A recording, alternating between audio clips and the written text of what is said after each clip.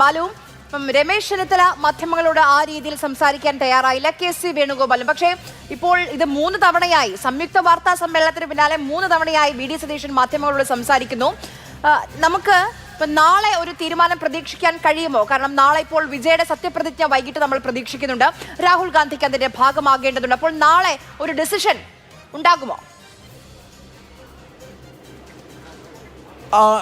ആര്യ, ഇതിൽ 2 പ്രധാനപ്പെട്ട കാര്യങ്ങളാണുള്ളത്. അതായത് ഇന്ന് ഈ മീറ്റിംഗ് അവസാനിക്കുന്ന സമയത്ത് രാഹുൽ ഗാന്ധി നേതാക്കളോട് പറഞ്ഞത് 2 ദിവസത്തിനുള്ളിൽ തീരുമാനം അറിയിക്കാം, അല്ലെങ്കിൽ തീരുമാനം ഔദ്യോഗികമായി പ്രഖ്യാപിക്കാം എന്നതാണ്. അതിനു മുന്നോടിയായി അദ്ദേഹം പറഞ്ഞത് ഈ കേരളത്തിൽ ഇത്തരത്തിലുള്ള പ്രതിഷേധ സമരങ്ങളൊക്കെ നടന്നത് അത് ഒരിക്കലും അംഗീകരിക്കാൻ വേണ്ടി കഴിയുന്നതല്ല. ഉമ്മൻചാണ്ടിയുടെ ഉൾപ്പെടെയുള്ള പ്രധാനപ്പെട്ട പല നേതാക്കളുടെയും ഈ ഫ്ലെക്സുകൾ വലിച്ചു കയറുന്നതൊക്കെ കോൺഗ്രസിൻ്റെ സംസ്കാരമല്ല, അത് ഏത് ഭാഗത്തു നിന്നുണ്ടായാലും അത് താൻ അംഗീകരിക്കില്ല എന്ന് രാഹുൽ ഗാന്ധിയും അതുപോലെ തന്നെ മല്ലികാർജ്ജുന ഖാർഗെയും ഈ നേതാക്കളെ അറിയിച്ചു. തുടർന്നാണ് ഖാർഗെ എല്ലാ ഫ്ലെക്സുകളും നീക്കാനുള്ള ഒരു നിർദ്ദേശം നേതാക്കൾക്ക് നൽകിയിരിക്കുന്നത്. എന്നോടൊപ്പം ഇപ്പോൾ P. ബസന്ത് ചേരുന്നുണ്ട്.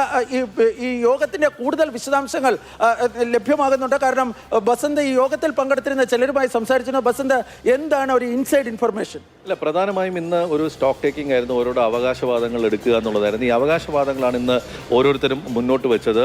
സതീശൻ ഒരു സെക്യുലർ വോട്ടാണ് ഇന്ന് കേരളത്തിൽ ഉണ്ടായത് എന്നുള്ളതാണ് VD സതീശൻ ഇന്ന് ഹൈക്കമാൻഡിനെ അറിയിച്ചിരിക്കുന്നത്. അതുമാത്രമല്ല, ഈ തെരഞ്ഞെടുപ്പുമായി ബന്ധപ്പെട്ട് അതിൻ്റെ അല്ലെങ്കിൽ UDFന്റെ വിജയത്തിലേക്ക്, കോൺഗ്രസിൻ്റെ വിജയത്തിലേക്ക് നയിച്ച അല്ലെങ്കിൽ തൻ്റെ പ്രയത്നങ്ങൾ വിശദീകരിക്കുന്ന ഒരു സാഹചര്യമാണ് സതീശൻ്റെ ഭാഗത്തു നിന്ന് ഉണ്ടായത് എന്നാണ് ഇപ്പോൾ മനസ്സിലാക്കുന്നത്. അതായത് എന്തെല്ലാം എഫേർട്ടുകളാണ് ഈ കാര്യത്തിൽ കഴിഞ്ഞ 5 കൊല്ലത്തിനിടയിൽ സതീശൻ എടുത്തത് എന്നുള്ളത് വളരെ വിശദമായി തന്നെ അദ്ദേഹം ഹൈക്കമാൻഡിന് മുന്നിൽ അവതരിപ്പിച്ചു എന്നുള്ള സൂചനയാണ് വരുന്നത്.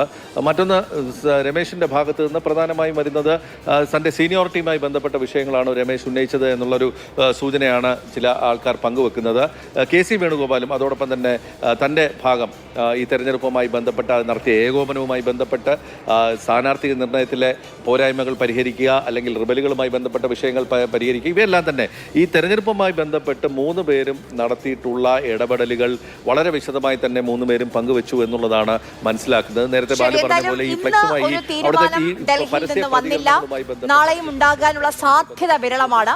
അതാണ് നമുക്ക് ഡൽഹിയിൽ നിന്ന് ലഭിക്കുന്ന ഏറ്റവും പുതിയ അപ്ഡേറ്റ്സ്. അതായത് 3 പേരും 3 പേരുടെ അവകാശവാദങ്ങൾ ഹൈക്കമാൻഡിനെ അറിയിച്ചു. അതാണ് ഇന്ന് സംഭവിച്ചിരിക്കുന്നത്. സമയമുണ്ടല്ലോ എന്നുള്ളതാണ് ദീപാദാസ് മുൻഷി പറഞ്ഞ കാര്യം.